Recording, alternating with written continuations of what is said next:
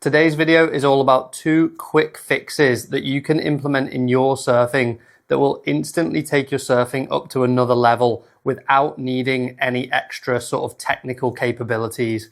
These are kind of lazy habits, if you will, that we see from a lot of surfers, and they're actually really easy to address and provide huge gains if you can get them right. Number 1 is probably one that you've heard loads of times, but it's so easy to forget to do when you go out for a surf, and that is making sure that your foot is right at the back of the tail block.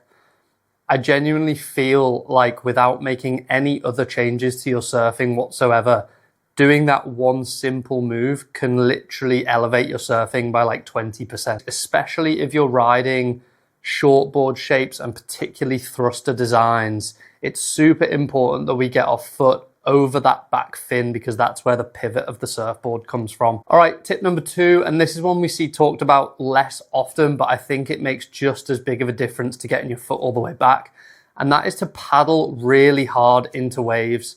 I am so guilty of this myself that if I know I'm in the spot to catch a wave, I kind of like lazy paddle into it and just let the wave take me.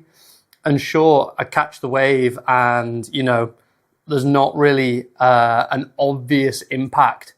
But if you watch again the very best surfers in the world, they will always try and position themselves in a way where they can paddle into the wave with maximum speed. And this is the difference between being on your feet early and getting that initial pump and kind of making a late drop, coming off the bottom, and then you just feel like you're behind the 8 ball from the get-go. So again, next time you go for a surf, try this approach.